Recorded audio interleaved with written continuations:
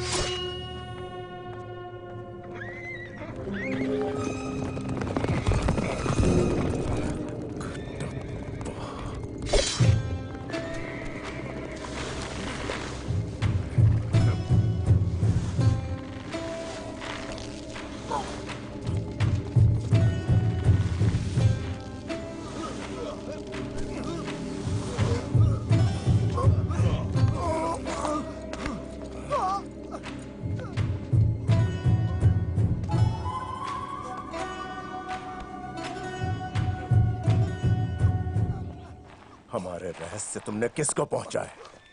बोलो। काल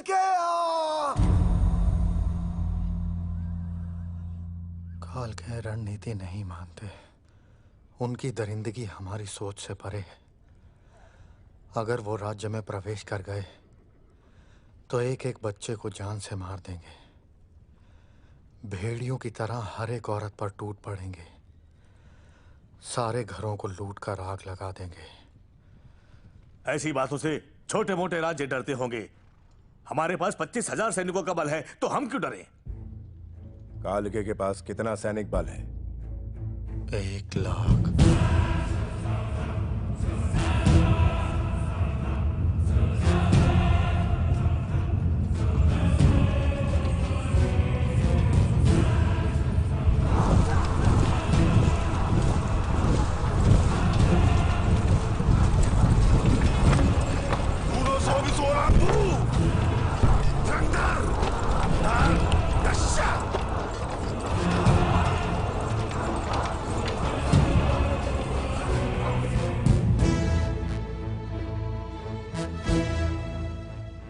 खेत में सांड घुस जाए या राज्य में काल के, दोनों को शमशान बनते देर नहीं लगती।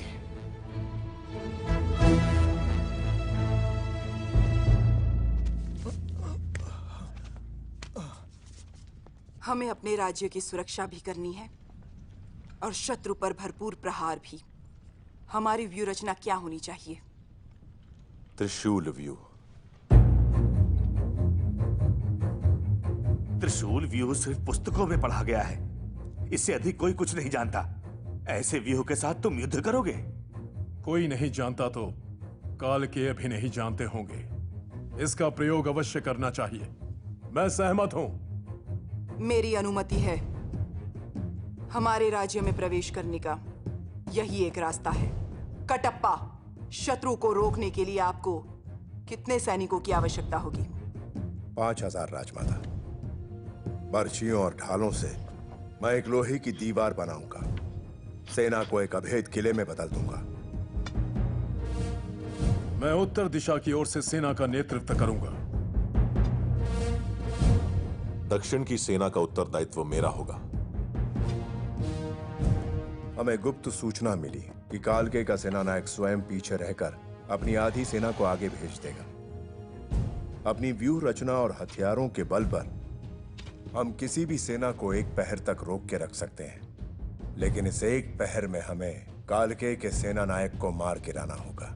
उसके मरते ही सेना टूटकर बिखर जाएगी। युद्ध के बीच में सही समय देखकर दोनों युवराज अपनी अश्वसेना के साथ कालकेया पर 2 तरफ से आक्रमण कर देंगे।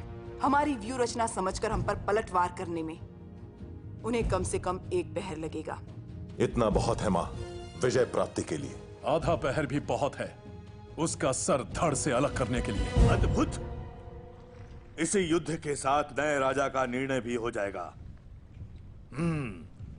जो कालकेय सेना नायक का वध करेगा उसी को मिलेगा माहिष्मति का सिंहासन। महाराज ने सत्य वचन कहा। सत्य है। दोनों युवराजों में सेना बराबर बांट दो। भल्ला, बाहु, मातृभूमि का ऋण चुकाने का यही अवसर है। इसे स्वीकार करो। जय माहिष्मते।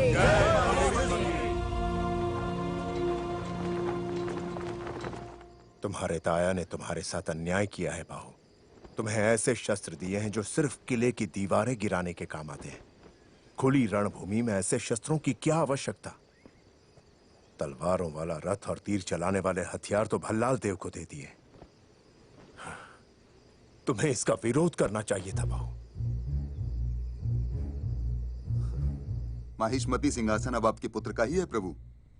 बाहुबली को बड़ी चालाकी से। इसमें क्या चालाकी है जो इतना भी नहीं कह सकता कि मुझे ये सेना चाहिए, मुझे वो हथियार चाहिए? वो कल रणभूमि में क्या झंडे गाड़ेगा?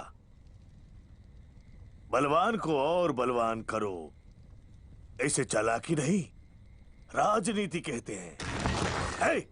ये क्या है? क्षमा करें प्रभु, छोटे युवराज ने आदेश दिया है कि तंबू चीर के कपड़ा ले आओ। हैं?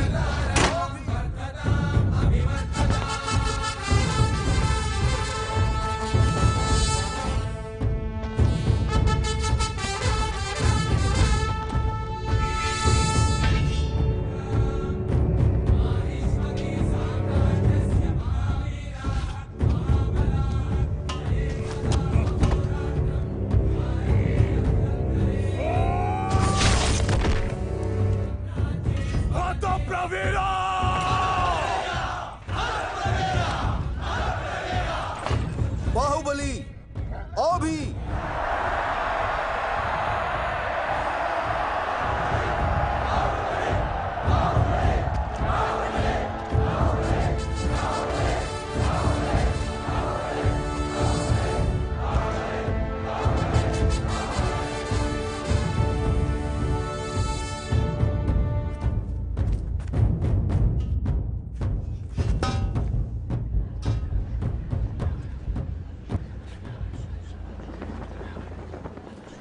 बाहु, ये हमारे पूर्वजों की परंपरा है। ये बलि नहीं चढ़ाई तो सैनिक अपशकुन मानेंगे। हाँ युवराज, युद्ध में जाने से पहले ये बलि नहीं चढ़ाई तो देवी माँ क्रोधित हो जाएंगी। देवी माँ की प्यास बुझाने के लिए एक निर्बल की बलि क्यों? मेरा उमड़ता हुआ रक्त समर्पित है। जय माहिष्मते।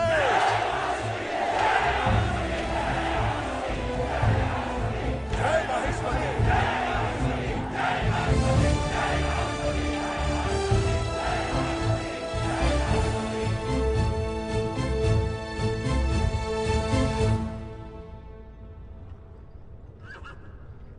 माहिष्मती क्षमा धर्म का पालन करता है। माहिष्मती ब्रिंटा, हम अंतिम अवसर दे रहे हैं। रणभूमि छोड़कर भाग जाओ, तुम लोगों को प्राणदान दे दिया जाएगा। जा रे फुफू निम बिग ट्रूल सोलंगदे।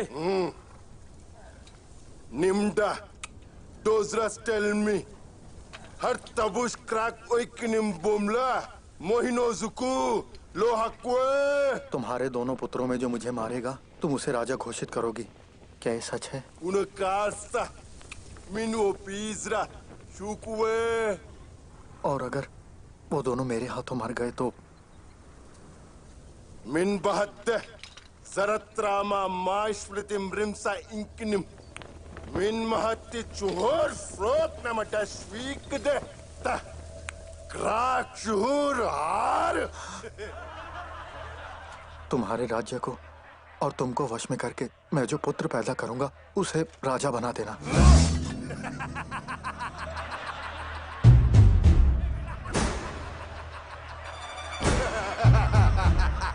उसे जीवित रहना होगा। उसके हाथ पांव कट जाए, शरीर का सारा रक्त बह जाए, तो भी जीवित रहना होगा। ताबी क्रूल डंकरा प्रका अक्ट्रा ट्रडा ओपी फिक्सेटी ताबी क्रूल डंकरा।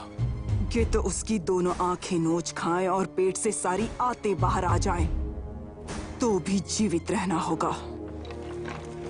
कटप्पा! राजमाता, समर शंख फूंक दो।